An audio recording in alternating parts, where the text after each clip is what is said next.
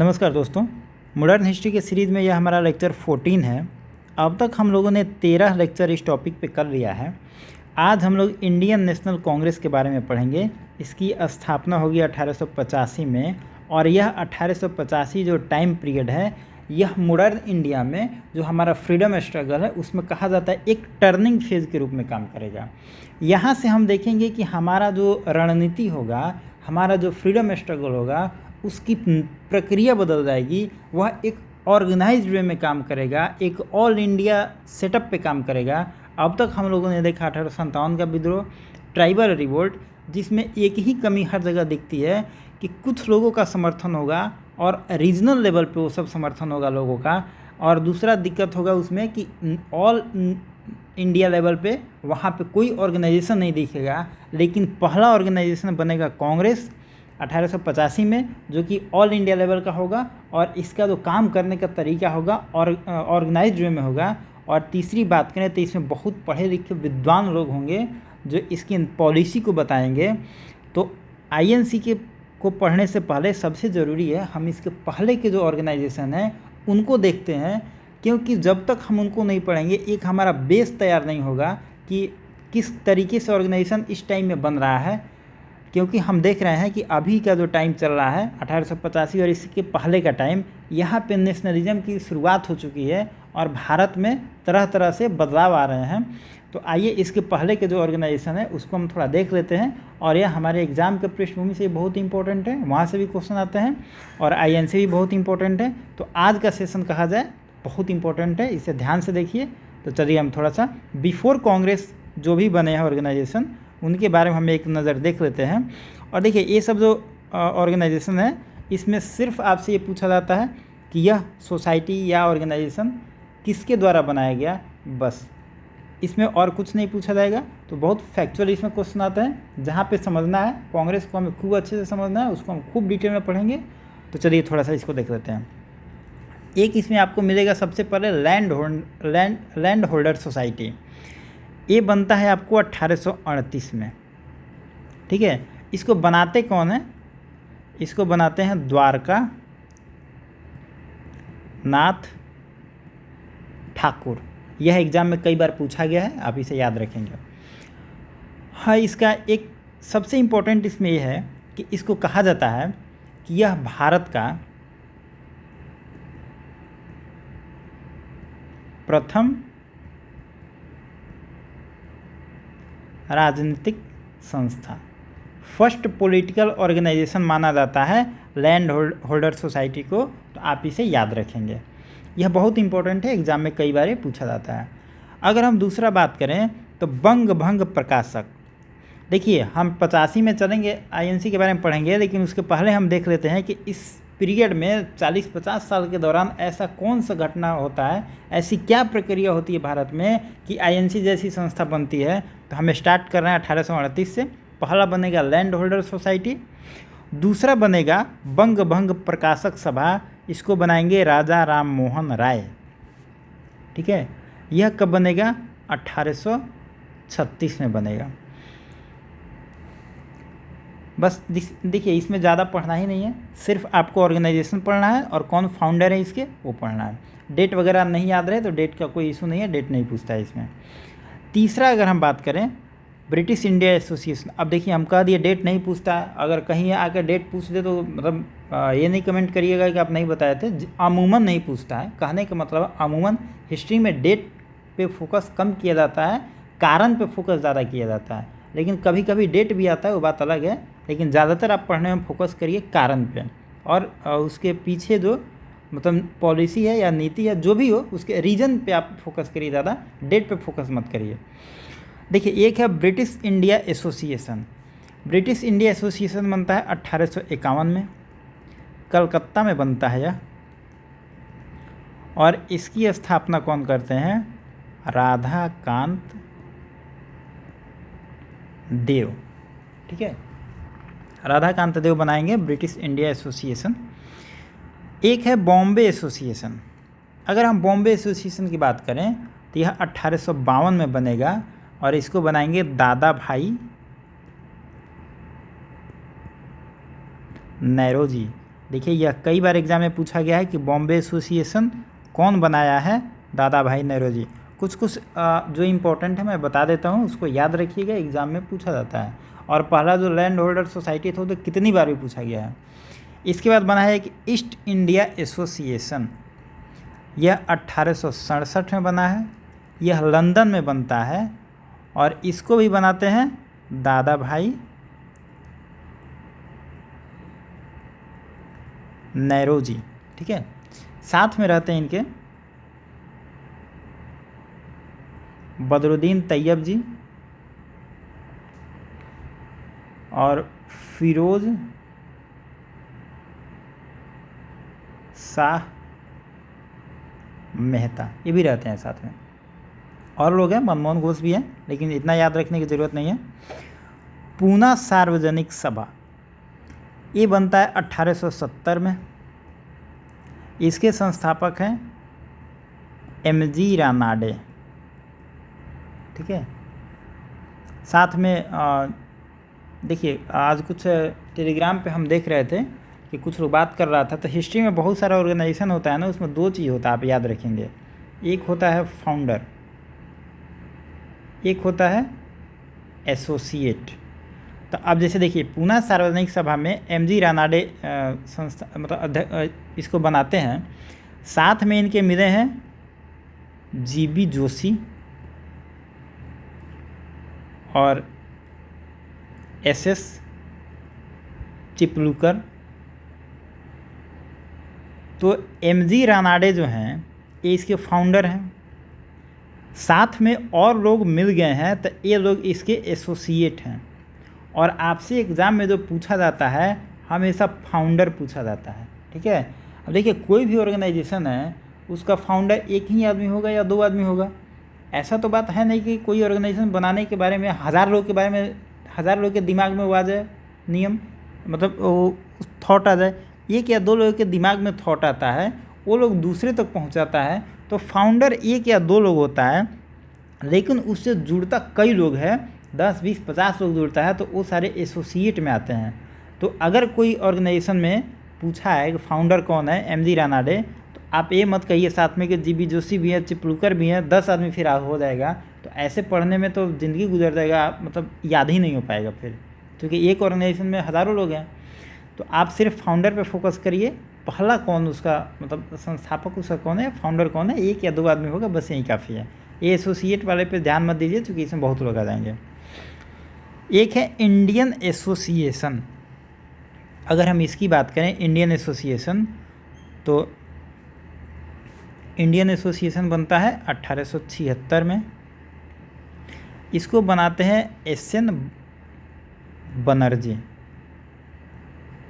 ठीक है, एस.एन. बनर्जी बनाएंगे और साथ में रहेंगे मनमोहन घोष। और एस.एन. बनर्जी जो हैं ये बहुत इम्पोर्टेंट है हमारे लिए, क्योंकि यह आईसीएस ऑफिसर हैं। अभी जो यूपीएससी निकालते हैं उस समय जो इस टाइप के एग्ज़ाम निकालते थे उनको आईसीएस ऑफिसर कहा जाता था, और उसका एग्ज़ाम उसमें लंदन में होता था। तो आईसीएस ऑफिसर एस.एन. बनर्जी, और यह कहाँ पे पोस्टिंग था इनका पोस्टिंग था सिलहट में, जो बंगाल में है सिलहट, वहाँ पे असिस्टेंट मजिस्ट्रेट के रूप में इनका पोस्टिंग था, लेकिन बाद में ये नौकरी छोड़ देते हैं। तो सिलहट में इनका पोस्टिंग था, कई बार पूछा जाता है, याद रखेंगे। असिस्टेंट मजिस्ट्रेट के रूप में इनका पोस्टिंग था वहाँ पे। और इनका जो इंडियन एसोसिएशन ऑर्गेनाइजेशन है ये बाद में आईएनसी में इसका विलय हो जाएगा। तो एग्ज़ाम में यह पूछा जाता है कि बिफोर कांग्रेस कौन सा ऑर्गेनाइजेशन था जिसका आईएनसी में विलय हो गया, तो वह था इंडियन एसोसिएशन, जिसे बनाए थे एस.एन. बनर्जी। ठीक है, ये 2-3 फैक्ट इसमें याद रखेंगे, ये बहुत इंपॉर्टेंट है। अगला देख लेते हैं नेशनल सोशल कॉन्फ्रेंस। अगर हम इसकी बात करें तो यह 1883 में बन रहा है, और इसके संस्थापक कौन है, एस.एन. बनर्जी। यह बनाएंगे कहाँ पे, कलकत्ता में। ठीक है, तो ये सब कुछ ऑर्गेनाइजेशन थे जो बहुत एक और बच गया, मद्रास महाजन सभा। यह भी बहुत इंपॉर्टेंट है, एग्ज़ाम में पूछा जाता है इससे, तो इसको याद रखेंगे। यह बनेगा 1884 में। इसको बनाएंगे, यह मद्रास में बनेगा, यह नाम से ही क्लियर है, मद्रास महाजन सभा। इसके फाउंडर कौन है? सुब्रमण्यम अय्यर। ठीक है, यह इंपॉर्टेंट है, पूछा जाता है, इसको याद रखेंगे। एक लास्ट है, नहीं हो गया, मद्रास महाजन सभा सब हो गया। एक और याद आ गया, लिख देते हैं, आईएनसी को बाद में थोड़ा देख लेंगे। एक है आपका Bombay presidency association, Bombay presidency association. यह बनता है 1885 में, ये बॉम्बे में बनेगा। इसके फाउंडर कौन है? इसके फिरोज शाह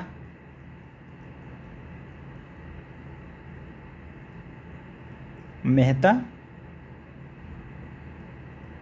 बदरुद्दीन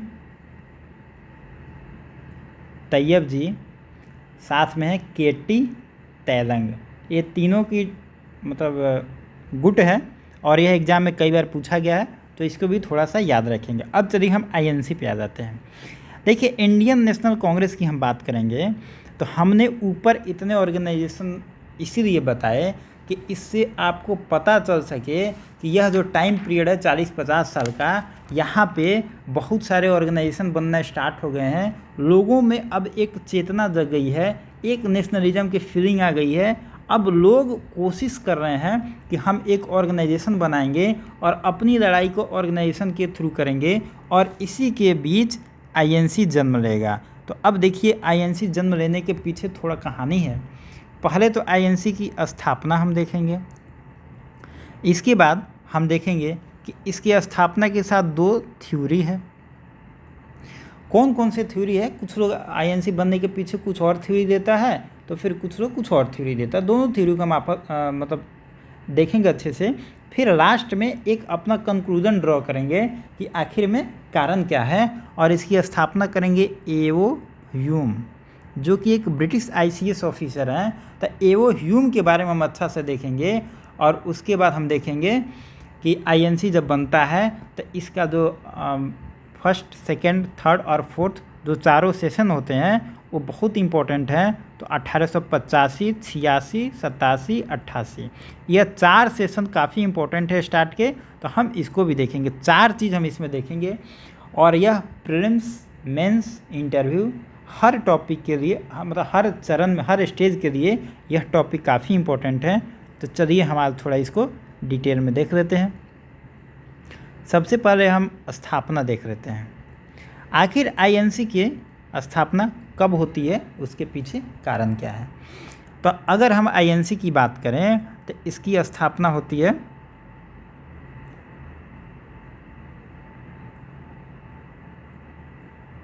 देखिए, 4 चीज़ हम देखेंगे। तो चलिए हम स्थापना देख लेते हैं यहाँ पे।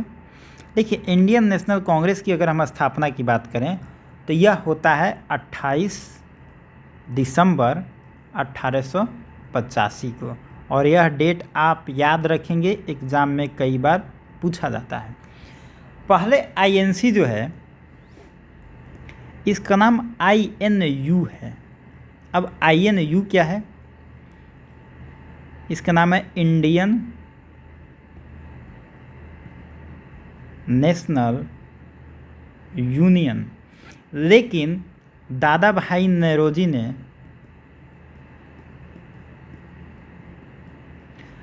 विरोध व्यक्त करते हैं, और विरोध में कहते हैं कि यूनियन को हटाया जाए और यूनियन की जगह पर कांग्रेस को लाया जाए। मतलब अब आईएनयू बन गया आईएनसी। ठीक है। दूसरा बात है, जब इसका पहला सेशन हो रहा है तब जो डफरिन है, उस समय वायसराय है डफरिन का मत है कि जो पहला अध्यक्ष बनाया जाए वो लॉर्ड रिकी को बनाया जाए। लेकिन इन भारतीय लोगों के विरोध में लॉर्ड रिकी को नहीं बना के पहला जो अध्यक्ष बनते हैं, पहला अध्यक्ष भारतीय ही बनते हैं, और उनका नाम है WC बनर्जी। इनका फुल फॉर्म है पूरा व्योमेश चंद्र बनर्जी। तो सबसे पहले आपको तो ये 2 चीज़ें ज़रूरी है कि आईएनसी का पहले नाम क्या था, आईएनयू नाम था, यह एग्ज़ाम में पूछा जाता है। यह नाम किसके बदौलत आया? दादा भाई नौरोजी के बदौलत आया। और WC बनर्जी तो पहले अध्यक्ष थे। पहले किसका नॉमिनेट किया गया था? तो वह थे लॉर्ड रिकी। हालांकि यह एग्ज़ाम में नहीं पूछा गया कहीं, लेकिन पूछा जाए तो आपको ये समझ होनी चाहिए कि इस टाइप से कोई भी क्वेश्चन है तो आप तैयार रहिए। ठीक है। अब डफरिन जो है, डफरिन है, एवो ह्यूम इन्हीं के द्वारा INC का गठन किया जाता है। इनको कहा जाता है कांग्रेस का पिता। कांग्रेस का इनको पिता कहा जाता है। अब हम ये देखेंगे कि कांग्रेस को ये बनाते क्यों हैं, इनका कारण क्या है बनाने का। देखिए, सबसे पहले इनके बारे में इनकी थ्योरी हम देखेंगे कि आखिर बनाते क्यों हैं, क्या क्या थ्योरी इन पे दिया गया है। उसके पहले थोड़ा सा हम एवो ह्यूम के बारे में देख लेते हैं। जो एवो ह्यूम है, यह इटावा जगह है, वहाँ पे एक कलेक्टर रहते हैं। यह एक ICS ऑफिसर हैं, इटावा में कलेक्टर रहते हैं। और किस टाइम में रहते हैं? 1857 के टाइम में। और 1857 के विद्रोह को यह इटावा में दबाने की कोशिश करते हैं। लेकिन जब सिपाही का वहाँ पे विद्रोह होता है, जब आमजन और सिपाही का इटावा में विरोध देखते हैं, तो वहाँ पे साड़ी पहन के इनको भागना पड़ता है। एक औरत के वेश में भागते हैं और अपनी जान बचाते हैं। तो यही एवो ह्यूम है। लेकिन उसके बाद इनको देखेंगे कि भारत के प्रति इनका प्यार उमड़ जाएगा। भारत के लोगों के प्रति इनकी जो पॉलिसी होगी उदार होगी। देखिए, अंग्रेज़ जितने होंगे वो दो टाइप में होंगे। ऐसा नहीं है कि सब अंग्रेज़ शोषण ही करेंगे। जैसे आपने कल लिटन और रिपन को देखा था। जब लिटन आता है तो प्रेस की जो पॉलिसी है उसको कठोर कर देता है, प्रतिबंध लगा देता है। लेकिन जब रिपन आता है तो उसको कमज़ोर कर देता है। तो यह डिपेंड करेगा कि कैसा ऑफिसर आ रहा है, इस पर काफ़ी चीज़ें डिपेंड करती है। तो कुछ अंग्रेज़ जो हैं वो भारत के सपोर्ट में है।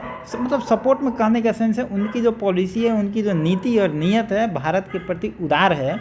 लेकिन कुछ जो अंग्रेज़ हैं वो भारत के प्रति उनकी जो नीयत है बहुत ही ज़्यादा, मतलब उदार तो नहीं कहेंगे, बहुत हार्डकोर माइंडसेट के हैं। मतलब क्रांतिकारी विचारधारा के कह सकते हैं उनको। अपने देश के प्रति वो अच्छा मानते हैं और भारत को बहुत छोटा मानते हैं, तुच्छ मानते हैं।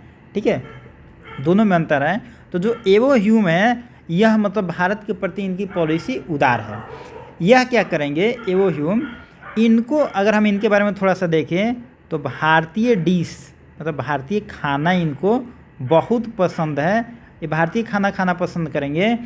दूसरा, यह गीता, साथ में बाइबिल, ये रोज़ पढ़ाई करते थे, रोज़ पढ़ते थे। इनके बारे में कहा जाता है, इनकी जीवनी लिखे हैं विलियम बेडरमन, उनके बारे में भी हम चर्चा करेंगे बाद में। और तिलक को, बाल गंगाधर तिलक जो हैं, बाल गंगाधर तिलक को ये सच्चा देशभक्त मानते थे। ये कहते थे कि यह जो आदमी है बाल गंगाधर तिलक भारत माँ का पक्का सुपुत्र है। सच्चा देशभक्त मानते थे, भारत माँ का सच्चा सुपुत्र है। देखिए, दोनों स्टेटमेंट याद रखेंगे। क्या पता आजकल कोटेशन वाइज क्वेश्चन पूछ रहा है कि यह कोटेशन किसका है, स्टेटमेंट वाइज, तो याद रखेंगे इसको। भारत माँ का तिलक को सपूत मानते थे और ये मानते थे कि यही एक ऐसा व्यक्ति है जो भारत को आज़ादी दिला सकता है। मतलब इनको बहुत विश्वास था बाल गंगाधर तिलक पे। ठीक है। और यह एक तो हमने देखा कि यह एक ICS ऑफिसर है, साथ में यह एक पक्षी विज्ञानी है। पक्षी विज्ञानी कहें तो ऑर्निथोलॉजी इनको कहा जाता है, मतलब पक्षी विज्ञानी है। इस चीज़ की पढ़ाई किए थे। तो इनके बारे में दोनों पूछा जाता है कि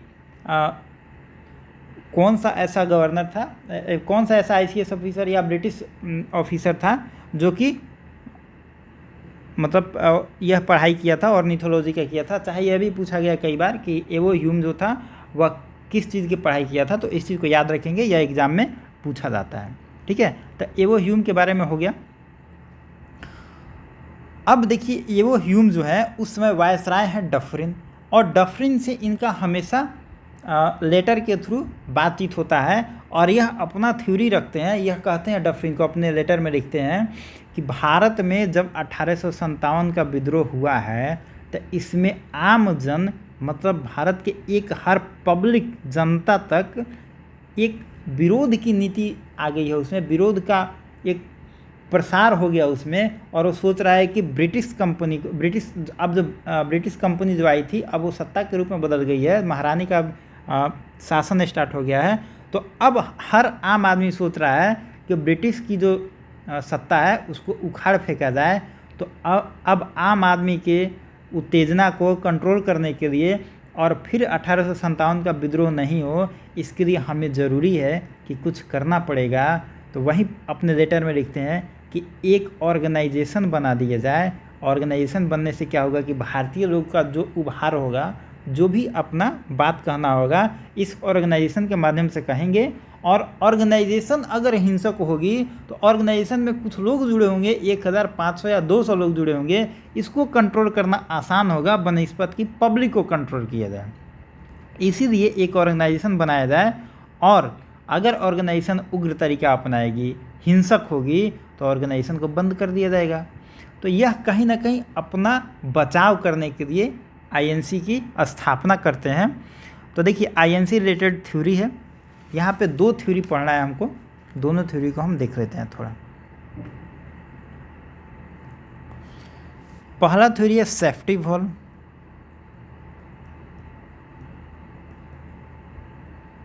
सेफ्टी वॉल्व थ्योरी है।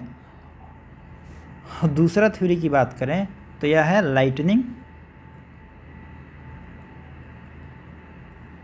Conductor theory. ठीक है, सेफ्टी वॉल्व थ्योरी में कहा जाता है, देखिए नाम से ही लग रहा है कि सेफ्टी वॉल्व एक बचाव की तरह काम करना है। तो देखिए हम इसमें थोड़ा लिखेंगे, नहीं लिखेंगे तो बहुत टाइम लग जाएगा, हम बोल देते हैं, आप लोग लिख लीजिएगा। देखिए इस सेफ्टी वॉल्व थ्योरी है, इसको भारतीय लोग जो हैं, खासकर जो क्रांतिकारी विचारधारा के लोग हैं, वो लोग इसको मानते हैं कि सेफ्टी वॉल्व का थ्योरी है। और सबसे पहले इसको बताया, सेफ्टी वॉल्व का थ्योरी सबसे पहले दिया लाला लाजपत राय। यह एग्जाम में पूछा जाता है कि सेफ्टी वॉल्व थ्योरी किसने दिया था, तो यह दिए थे लाला लाजपत राय। यह 1916 में यंग इंडिया में एक अपना लेख लिखेंगे, यंग इंडिया में अपना एक लेख लिखेंगे। उसी लेख में इस थ्योरी का मतलब पुरजोर समर्थन करेंगे। और इनके साथ में बाद में देखेंगे आ जाएंगे आरपी दत्त और गोलवलकर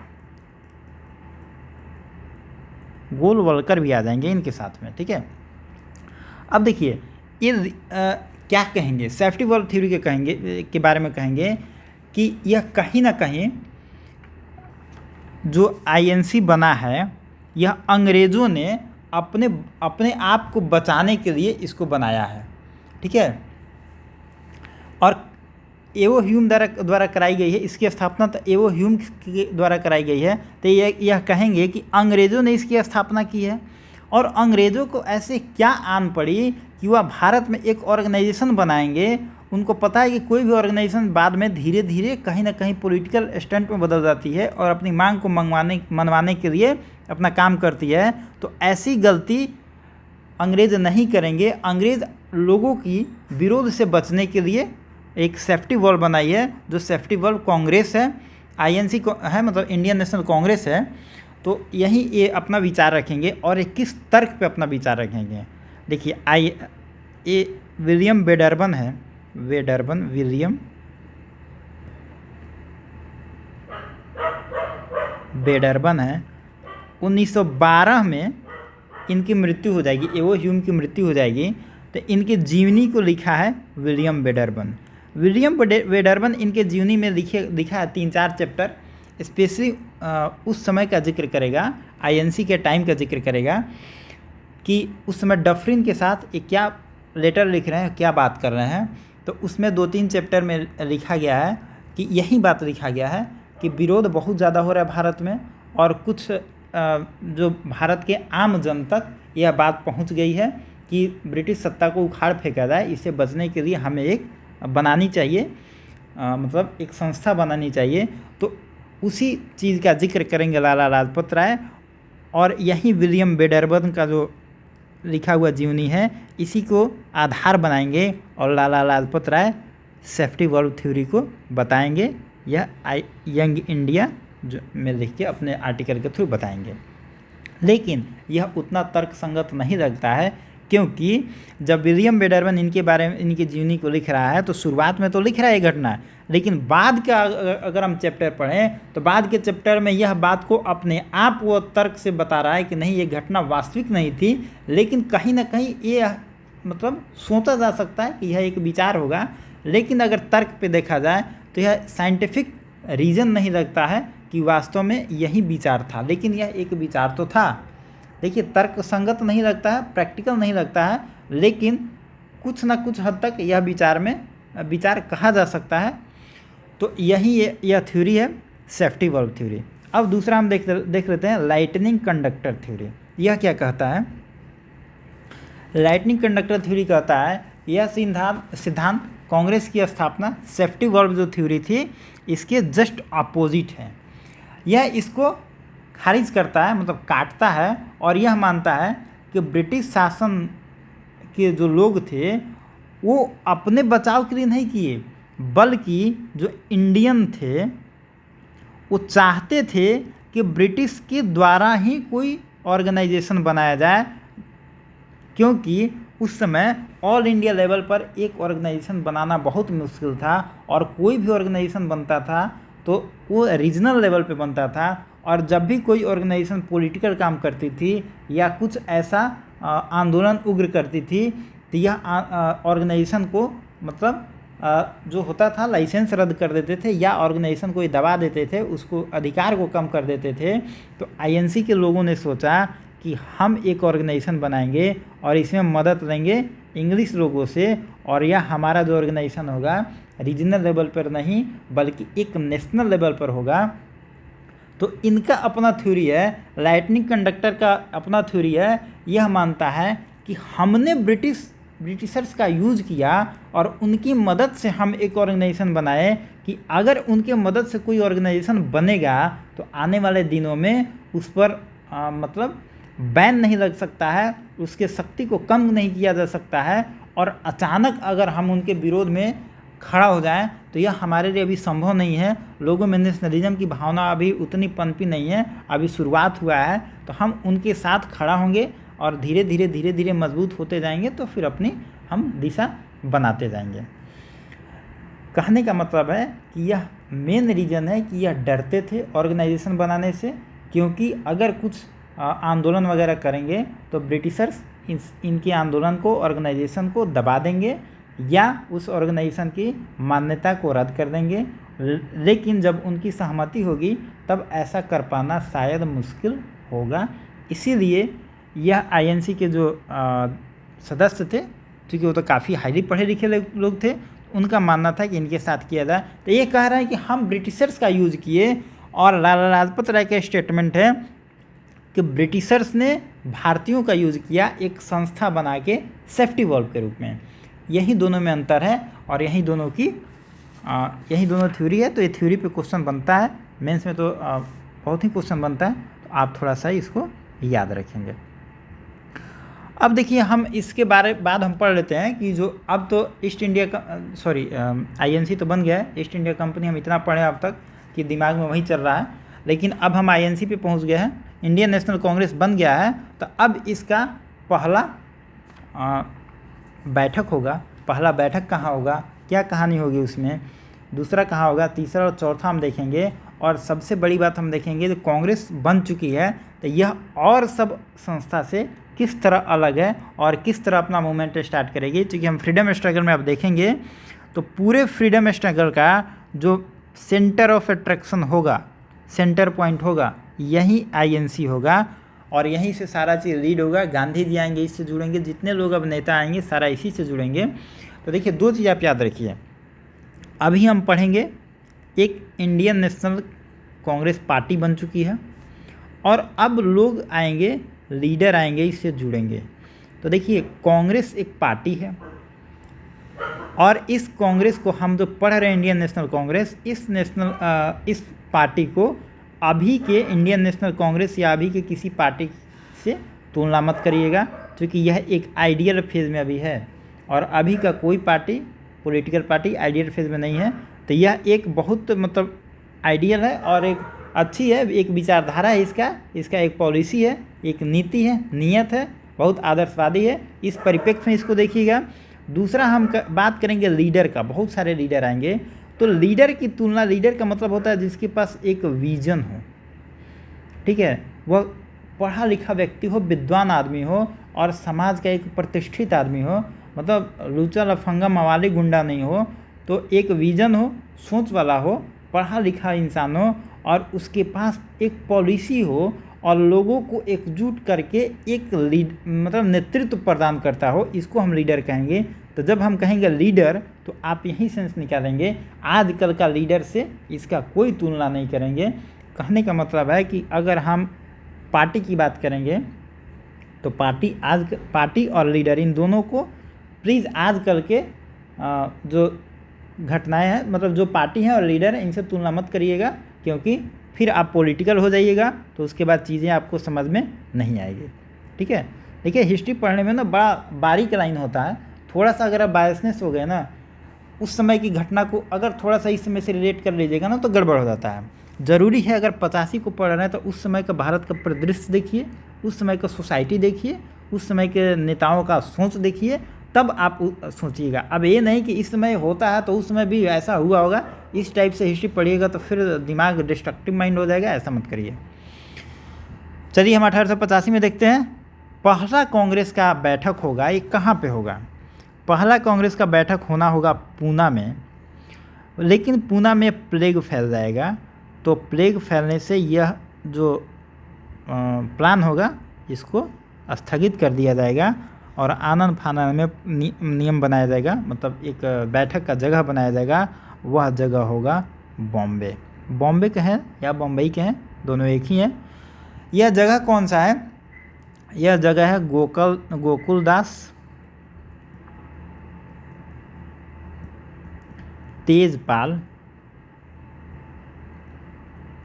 महाविद्यालय, ठीक है। और यह देखेंगे एग्ज़ाम में कई बार पूछा जाता है, गोकुलदास तेजपाल महाविद्यालय में हुआ था, तो यह एग्ज़ाम में कई बार पूछा जाता है, आप इसको याद रखेंगे। अगर हम इसमें बात करें कि इसमें अध्यक्ष कौन थे, अगर हम इसके अध्यक्ष की बात करें तो यह थे WC बनर्जी। इनका पूरा नाम लिख देते हैं, व्योमेश चंद्र बनर्जी, WC बनर्जी, ठीक है। ये पहले अध्यक्ष हैं और इनके बारे में कई बार पूछा जाता है। इसमें टोटल 72 लोग शामिल हुए थे। पहला ये मतलब पहला समिट है, इंडियन नेशनल कांग्रेस का पहला समिट है। इसमें टोटल 72 लोग शामिल हुए थे और इसमें हम बात करें उसमें ऑर्गेनाइजेशन ये इंडियन नेशनल कांग्रेस बना है, तो हम देखेंगे इसमें कि इसमें डॉक्टर,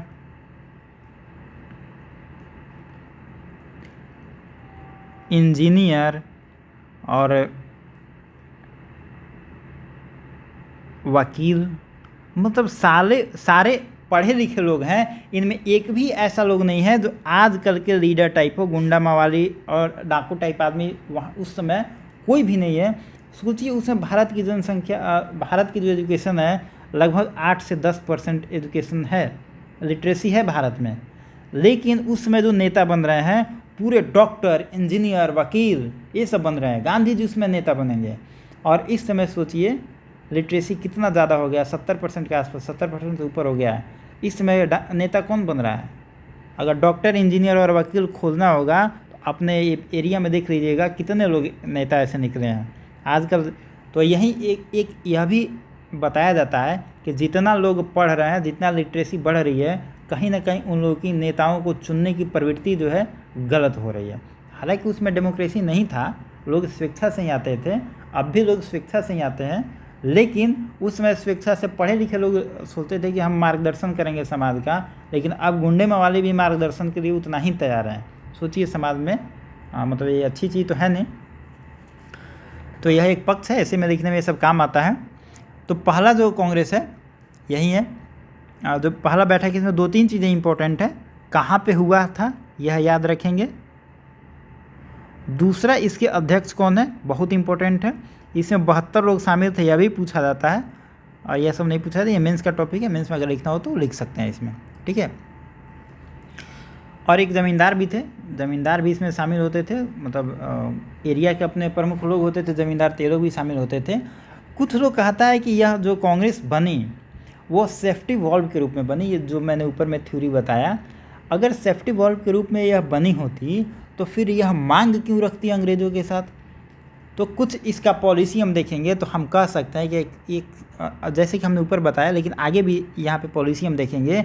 ये फर्स्ट जो इसका मीटिंग हुआ, फर्स्ट मीटिंग में इन्होंने 9 मांग रखी ब्रिटिशर्स के खिलाफ, और इन्होंने बोला कि हमारी जो बैठक हुई है इसमें 9 मांग हम लोग मांग रहे हैं ब्रिटिशर्स से, और यह आपको करना पड़ेगा। तो यही कुछ लोग तर्क देता है कि अगर यह अंग्रेज़ों द्वारा बनाई जाती तो अंग्रेज़ों से इतना मुखर होकर यह बोल नहीं पाते। इसमें कुछ मांग ऐसा था, पहला था जो लगान है, जो टैक्स है उसमें कटौती की जाए। दूसरा था जो उस समय नमक कर लगता था, नमक टैक्स लगता था, उसमें कमी की जाए। तीसरा था जो मिलिट्री खर्च था, उस समय सैन्य खर्च था, उसमें कमी की जाए। देखिए जो मिलिट्री खर्च था भारत पे तो यूज़ होता नहीं था, उस समय तक कोई पाकिस्तान था नहीं जो आतंकवाद फैलाएगा।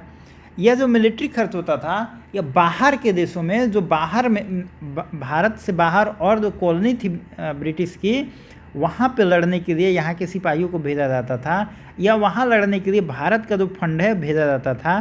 तो ये कहते हैं कि आप मिलिट्री खर्च भारत के लिए तो खर्च करते नहीं हैं, तो भारत के पैसे का क्यों उपयोग करते हैं। तो ये सब चीज़ बताते हैं कि इन सब चीज़ों पे आप कटौती करिए, और जो आप खर्च इन सब पे करते हैं उसका खर्च जो बचा के आप भारत के परिप्रेक्ष्य में करिए। और दूसरा ये कहते हैं कि ICS का जो उस समय एग्ज़ाम होता था, जो अभी UPSC बन गया है, जो ICS का एग्ज़ाम होता है उसमें भारतीय लोगों को आप शामिल नहीं करते हैं, हायर पोस्ट पे भारतीयों को नहीं पहुंचाते हैं। तो कहीं ना कहीं इसमें भारतीयों को पहुंचने का मौका दीजिए, यह भी इनकी मांग होती है। यह 4 मांग बहुत इंपॉर्टेंट होती है, बाकी और सारी भी है, वो याद करने की ज़रूरत नहीं है। हालांकि यह प्रीलिम्स में आता नहीं है, लेकिन मेंस में यह टॉपिक आपको याद रहेगा तो लिखने में सहायता होगी आपको। तो यह होता है पहला समिट INC का, पहला बैठक 1885 में, ये होगा बॉम्बे में। अगर हम दूसरा बैठक की बात करें तो दूसरा बैठक इनका होगा 1886 में, और यह जगह होगा कलकत्ता। यह भी बहुत इंपॉर्टेंट है, पूछा जाता है। इसके अध्यक्ष हैं दादा भाई नौरोजी। दादा भाई नौरोजी इसको मतलब अध्यक्षता करेंगे इस बैठक का।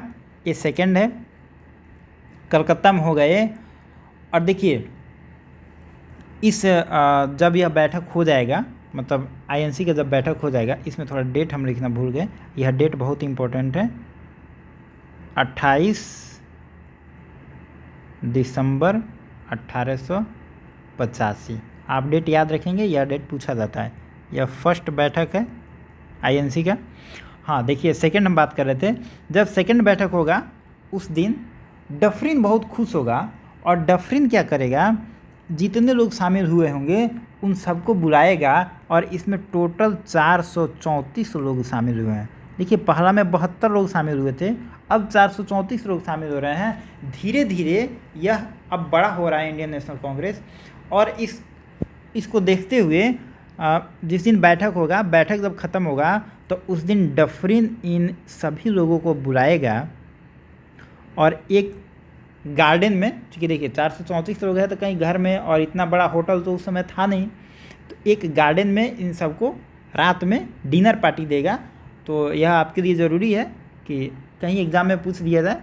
तो सेकंड बैठक के बाद डफरिन इन सब लोगों को डिनर पार्टी देता है। मतलब डफरिन इनके जो बढ़ रहा है, INC कहीं ना कहीं बढ़ रहा है, तो डफरिन थोड़ा बहुत इसमें खुश भी नज़र आ रहा है, ठीक है। और डफरिन कौन था? तो डफरिन उस समय 1885 के टाइम में देखें तो वायसराय है। और वायसराय के साथ इन लोगों का जो भारतीय टॉप लेवल के उसमें नेता थे, इन लोगों का बहुत अच्छा संबंध था, क्योंकि इसमें जितने भी लोग नेता हैं आप देखेंगे टॉप लेवल के डॉक्टर हैं, टॉप लेवल के वकील हैं और टॉप लेवल के इंजीनियर हैं। और ये सब कहाँ से पढ़े हैं? तो ये सब लंदन से पढ़े हैं, और ज़्यादातर लोग इसमें लंदन से ही पढ़े हैं।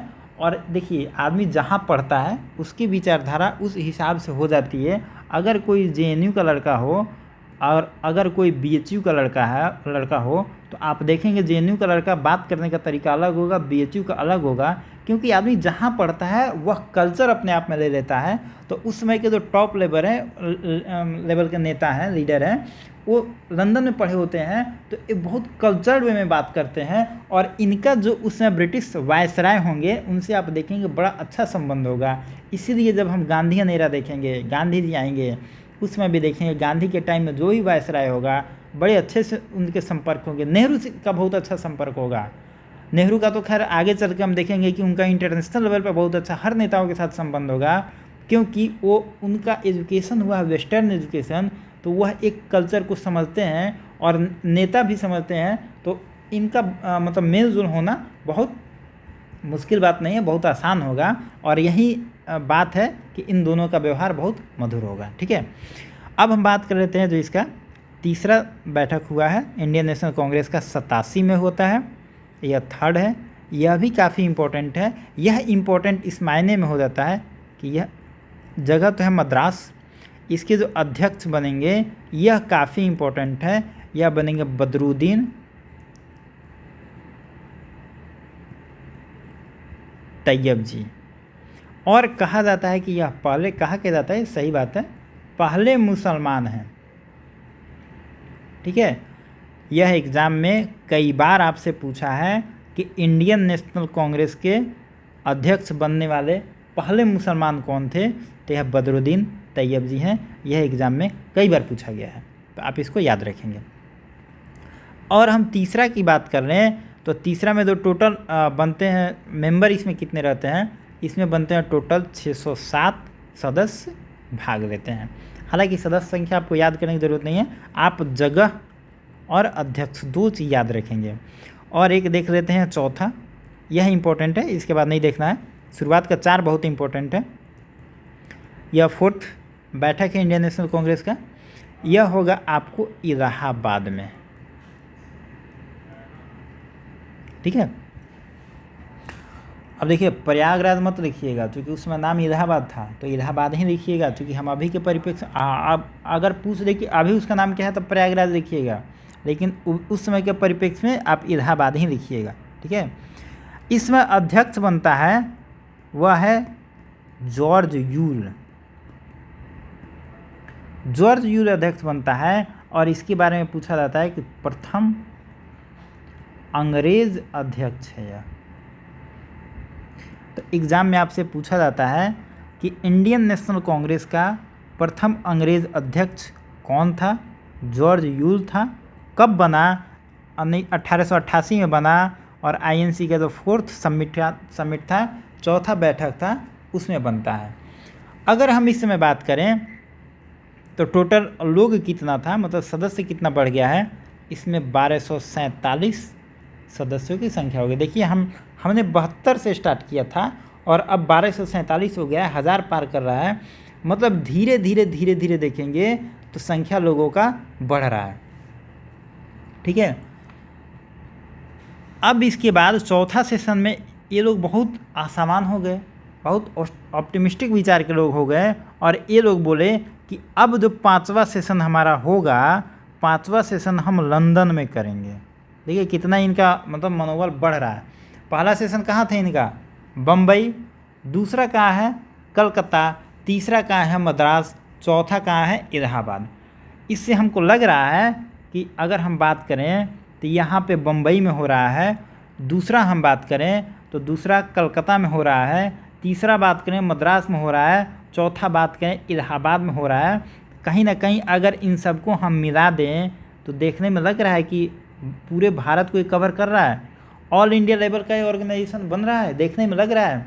और इसमें भी बात था कि कांग्रेस में जहाँ अब जैसे मान लेते हैं यहाँ पे इलाहाबाद में समिट हुआ तो अध्यक्ष इलाहाबाद का नहीं चुना, अध्यक्ष जो होगा यूपी का नहीं चुना जाएगा, बाहर का कोई अध्यक्ष होगा। और अगर बम्बई में ऑर्गेनाइजेशन बनता है तो बम्बई ऑर्गेनाइजेशन का बैठक होगा तो बम्बई का कोई व्यक्ति इसको अध्यक्षता नहीं करेगा। अगर बंगाल में होगा तो बंगाल का व्यक्ति अध्यक्षता नहीं करेगा, मद्रास में होगा तो मद्रास का व्यक्ति अध्यक्षता नहीं करेगा। मतलब इनका जो नेचर है इस ऑर्गेनाइजेशन का पूरी तरह से ऑल इंडिया लेवल का है। और इसमें जो मांग उठाया जाएगा, अब तक जितने हम रीजनल सोसाइटी पढ़े हैं सब में अपने अपने रीजनलिज्म की मांग उठाएगी, क्षेत्रीय बात करेंगे, एक भारत की बात नहीं होगी। और यह जो है कांग्रेस शुरू से ही अपने बातों से एक भारतीय लोगों का बात उठाएगी, रीजनल बातों को नहीं उठाया जाएगा। इसमें अखिल भारतीय स्तर पे ऑल इंडिया लेवल पे बातों को उठाया जाएगा जो बात भारत के लिए इम्पोर्टेंट हो, ना कि बंगाल, मद्रास और महाराष्ट्र के लिए। मतलब कहने का मतलब है कि ऑल इंडिया लेवल पर यह काम करेगी, ठीक है, और ऐसा करने वाला पहला संस्था बनेगा।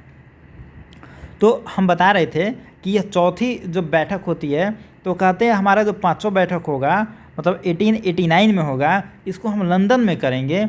लेकिन कुछ कारण हो जाता है, इनका रिसोर्सेज भी कम है। दूसरा बात फिर इनको समझ में आया कि लंदन में करेंगे तो लोगों की संख्या बहुत कम होगी और पूरे भारत में जो हमारा रीच बढ़ रहा है वो कहीं ना कहीं कमज़ोर हो जाएगा।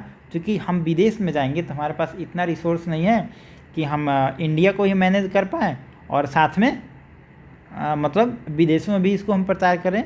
तो ये लोग बाद में इस जो इनका मत होगा इसको ड्रॉप कर देंगे और पांचवा सेशन जो होगा इनका भारत में ही होगा और पांचवा सेशन फिर से इनका बॉम्बे में हो जाएगा, ठीक है।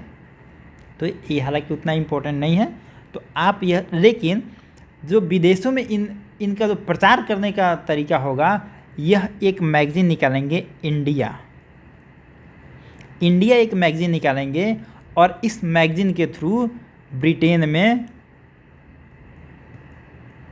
प्रचार करेंगे और वहाँ लोगों को बताएंगे। इस मैगज़ीन के थ्रू वो लोगों तक पहुँचेंगे, लोगों के दिलो दिमाग में बताएंगे पहुँच के कि देखो भाई ब्रिटिशर्स जो है भारत में बहुत शोषण कर रहे हैं और हम उनके खिलाफ आंदोलन कर रहे हैं। तो यह इंडिया मैगज़ीन है। यह एग्ज़ाम में अभी पूछा नहीं गया है कहीं, लेकिन आप इसको याद रखेंगे, क्या पता पूछा जा सकता है। अब हम इतना पढ़ने के बाद अब आपके दिमाग में आता होगा कि इंडियन नेशनल कांग्रेस बाकी से डिफरेंट क्यों है। तो हमने जैसे बता दिया यह एक ऑल इंडिया सेटअप पे काम कर रही है। जो बम्बई में बन रही है ऑर्गेनाइजेशन वो सिर्फ बम्बई में है, जो कलकत्ता में बन रही है वो सिर्फ कलकत्ता में है, मद्रास वाला सिर्फ मद्रास में है। लेकिन यह जो है हर भारत के हर जगह पे अपनी 4 साल में ही यह एक ऑल इंडिया सेटअप के रूप में बन गई है। दूसरा अगर हम बात करें तो भारत में यह राष्ट्रवाद को बढ़ावा देगी, नेशनलिज्म को बढ़ावा देगी। और देखिए सबसे ज़रूरी चीज़ है कि लोगों के भीतर नेशनलिज्म डेवलप की जाए, उनको एक नेशन के प्रति एक भावनात्मक जुड़ाव हो कि यह हमारा नेशन है, तब तो आगे लड़ाई करेंगे, संघर्ष करेंगे। अभी देखिए मान लेते हैं कि बीपीएससी का कोई आंदोलन क्रिएट हो जाए तो आपको कहने की ज़रूरत नहीं होगी कि भाई आंदोलन में चलो, गांधी मैदान में चलो या पटना कोई और जगह पे हो तो आप चलो, कहने की आपको ज़रूरत नहीं होगी। आपको खुद लगेगा कि देखो मेरा हित इससे जुड़ा हुआ है, मुझे यहाँ जाना चाहिए। आप वहाँ जाएंगे और देखिएगा कुछ दिन पहले जब रेलवे का हुआ था तो रातों रात बच्चे आ गए थे, वो किसी को बुलाया नहीं गया था वहाँ पे। उन सबको लगा कि ये मेरे हित का सवाल है, हम नहीं जाएंगे, अपनी लड़ाई नहीं लड़ेंगे तो कैसे काम चलेगा।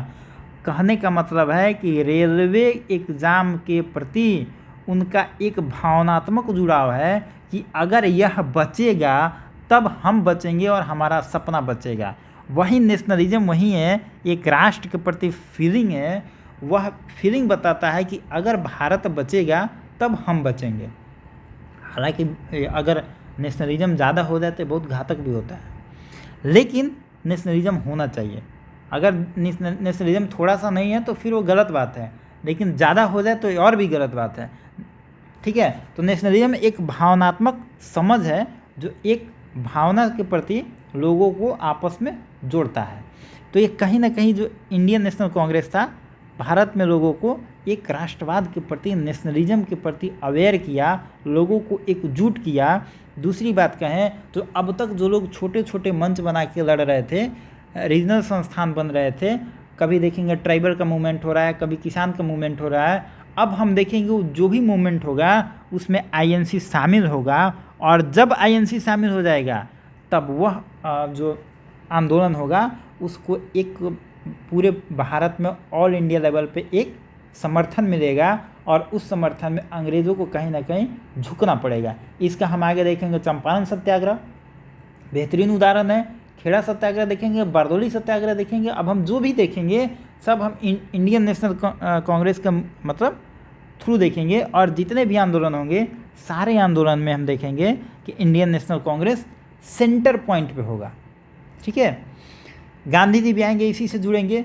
दूसरा हम देखते हैं इंडियन नेशनल कांग्रेस की दूसरी अगर खूबियों की बात करें तो दूसरी खूबी है कि यह एक धर्मनिरपेक्ष आंदोलन होगा। धर्मनिरपेक्ष मतलब एक गुट होगा, गुट नहीं का ऑर्गेनाइजेशन होगा, मतलब यह एक सेकुलर होगा। ठीक है, यह एक सेकुलर ग्रुप होगा। इसमें हम किसी जाति धर्म संप्रदाय की बात नहीं करेंगे, इसमें पढ़े लिखे लोग होंगे, डॉक्टर होंगे, इंजीनियर होंगे, ज़मींदार होंगे, और सोसाइटी की अगर हम देखें तो एक विद्वान लोग इसमें आएंगे जिसके पास एक नीति होगी, नीयत होगी, और देश के बारे में और लोगों को लेकर चलने के लिए एक इनके पास लीडरशिप की क्वालिटी होगी। तो इन सारे तथ्यों को अगर हम देखें तो इनके बाद हम एक कंक्लूजन ड्रॉ कर सकते हैं कि यह आईएनसी जो होगी अब राष्ट्र निर्माण के रूप में, राष्ट्र निर्माण के लिए अब यह कार्य करेगी। और जो फ्रीडम स्ट्रगल है अब यहाँ से हम इसको 3 फेज़ में देखेंगे। 1885 से 1905 का फेज़, दूसरा फेज़ होगा 1906 से 1919 का फेज़, तीसरा होगा 1919 से 1947 का फेज़। और यह तीनों फेज़ को हम बारी बारी से देखेंगे और इसी के थ्रू हम भारत को आज़ाद कराएंगे। यह पहला फेज़ जो हम इसको कल देखेंगे, यह हमारा होगा मॉडरेट फेज़। इसमें हम देखेंगे कि जो कांग्रेस का तो अब जन्म हो गया है, यह क्या क्या मांग रखेगी, इस पे आरोप लगेगा कि यह एक मतलब सेफ्टी वॉल्व के रूप में काम करेगी, लेकिन ऐसा बात नहीं है। यह एक इनकी मांग कैसी होगी या किस टाइप से काम करेंगे, इनका नेचर क्या होगा, क्या क्या डिमांड करेंगे, इन सारी चीज़ों को हम कल के वीडियो में देखेंगे। दूसरा जो इनका फेज होगा 1906 से 1919 तक, यह होगा एक्सट्रीमिस्ट फेज। इसमें क्रांतिकारी आंदोलन होंगे और इसमें बहुत सारे मतलब क्रांतिकारी लोग आएंगे, उनके बारे में हम पढ़ेंगे। और इस दौरान हम देखेंगे इंडियन नेशनल कांग्रेस में विभाजन हो जाएगा, यह 2 भागों में बट जाएगा। एक मॉडरेट के हाथ में चला जाएगा और दूसरा एक्सट्रीमिस्ट के लोगों में के हाथ में चला जाएगा। तो और फिर बाद में 16-17 के टाइम में हम देखेंगे दोनों फिर एकजुट हो जाएंगे और फिर कांग्रेस बाद में एक हो जाएगा। ठीक है, और इसी टाइम हम देखेंगे गांधी जी का भारत में आगमन होगा और फिर उसको गांधी जी चंपारण सत्याग्रह करेंगे। उसके बाद हम देखेंगे कि 1919 से जो 47 का फेज़ होगा, यह डेडिकेटेड होगा गांधीयन पीरियड, और यह सबसे इम्पोर्टेंट होगा। और यहाँ पे हम देखेंगे 1947 में हमको आज़ादी मिल जाएगी। ठीक है, तो कहीं ना कहीं इंडियन नेशनल कांग्रेस को हमने आज देखा जो और सब ऑर्गेनाइजेशन के इतर काम कर रही है। जैसे हमने ऊपर में देखा था कि यूरोप के सारे कंपनियां आ रही हैं, पुर्तगाल आ रहा है, फ्रेंच आ रहा है, डच आ रहा है, डेनिश आ रहा है और इंग्लिश आ रहा है। ठीक है, लेकिन सारा में जो इंग्लिश है, इंग्लिश भारत में क्या करेगा, रूल करेगा, सत्ता बनाएगा। उसी तरह हम देखेंगे जितने भी ऑर्गेनाइजेशन बनेंगे XYZ बहुत सारे बनेंगे, लेकिन उसमें INC जो बनेगा ये भारत में जो ईस्ट इंडिया कंपनी है इसके खिलाफ लड़ाई लड़ेगा और स्वतंत्रता में इसका योगदान होगा। तो आज के टॉपिक में बस इतना ही था। आपके लिए यह क्वेश्चन है, कांग्रेस का पिता के नाम से किसे जाना जाता है? यह एग्ज़ाम में कई बार आया है और बहुत आसान सवाल है। आप इसका आंसर कमेंट बॉक्स में लिखेंगे। और मिलते हैं कल नेक्स्ट वीडियो में।